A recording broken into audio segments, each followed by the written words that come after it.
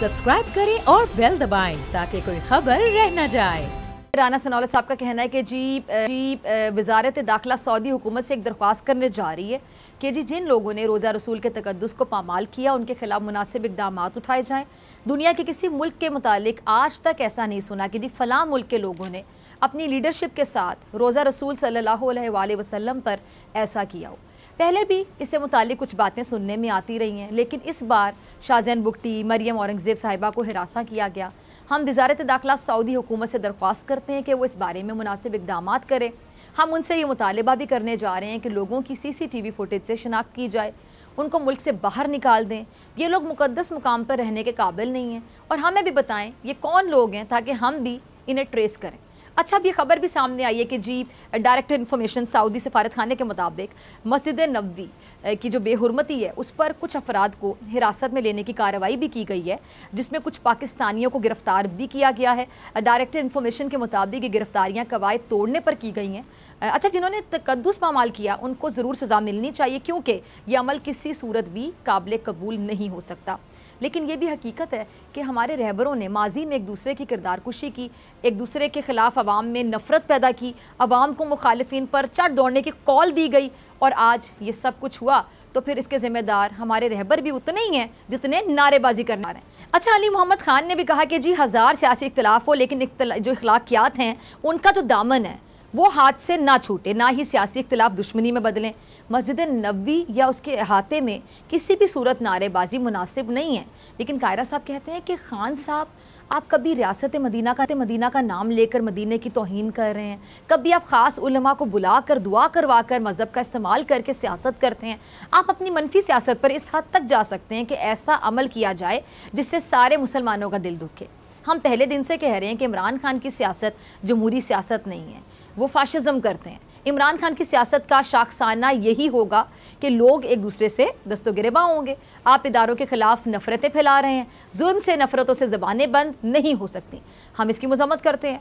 अच्छा, कायरा साहब ने बिल्कुल दुरुस्त कहा कि नफ़रतों से कुछ हासिल नहीं हो सकता, लेकिन नफ़रत की इंतहा हर जगह नज़र आ रही है। अब नफ़रत की एक और मिसाल देखनी है तो वो कासिम सूरी पर होने वाले हमले की सूरत में देखी जा सकती है। क्या हुआ था? साबिक डेप्यूटी स्पीकर कासिम खान सूरी पर इस्लामाबाद में हमला किया गया, फिर मुकदमा थाना कोसार में दर्ज कर लिया गया। मुकदमे में हंगामा आराई धमकियों की दफात शामिल हैं। FIR मतन के मुताबिक कासिम सूरी सहरी के लिए कोसार मार्केट में मौजूद थे और उस वक्त कासिम सूरी के साथ उनके कुछ साथी और खवातीन भी थीं। अब इस दौरान क्या होता है जी, 15 से 20 लोगों का एक जत्था आता है और उन्होंने PTI के खिलाफ नारेबाजी पहले शुरू की और फिर बाद में वो डंडों के साथ हमलावर हो गए और हमलावरों ने नारा लगाया कोई बच के ना जाए, कोई बच के ना जा पाए। अब नफ़रत देख लें, हर जगह राज कर रही है। अब इमरान खान इस्लामाबाद की तरफ मार्च करने जा रहे हैं और वो इस हवाले से अवाम को मोटिवेट कर रहे हैं।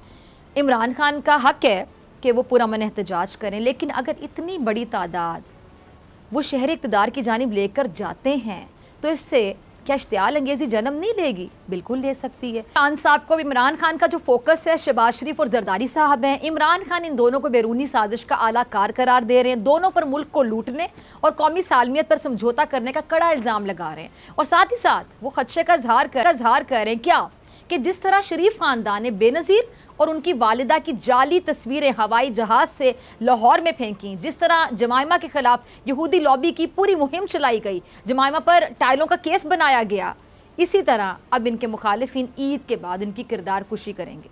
और इमरान खान तो अभी से इदारों की क्रेडिबिलिटी पर सवाल उठा रहे हैं। ख़ास तौर पर Imran Khan chief election commissioner पर ताबड़तोड़ तनकीदी बाउंसर्स बरसा रहे हैं।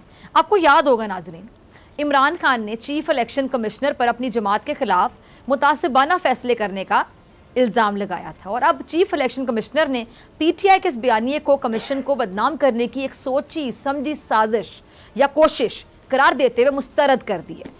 चीफ इलेक्शन कमिश्नर ने अफसोस का इजहार किया कि ये तासुर दिया जा रहा है कि इलेक्शन कमीशन ऑफ पाकिस्तान में एक फ़र्द की तरफ से फ़ैसले किए गए, हालांकि ये इल्ज़ाम ज़मीनी हक़ाइक़ के बरक्स है। ख्वाजा साद रफ़ीक के बकौल जब इमरान खान अपोजिशन में हो तो वो पार्लियामेंट का घेराव कर लेते हैं, हुकूमत में हो तो इंतकामी कार्रवाइयाँ करते हैं।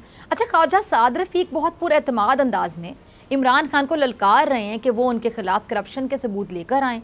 अगर इमरान खान ये समझते हैं कि उनके खिलाफ बैरूनी साजिश हुई तो वो ख़त को अदालत लेकर क्यों नहीं जाते? अच्छा, ख्वाजा साहब ने इमरान खान पर एक बड़ा इल्ज़ाम ये भी लगाया कि आज इदारों के गैर जानिबदार होने पर इमरान खान खुश नहीं, इसलिए वो चाहते हैं कि जी इदारे मुदाखलत करें।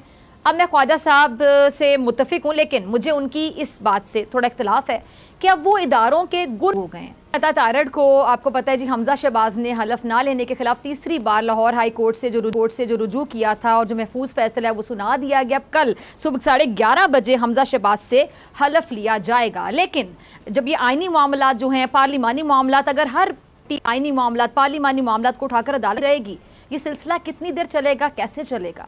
ऐसे नहीं चलेगा। सब्सक्राइब करें और बेल दबाएं ताकि कोई खबर रह न जाए।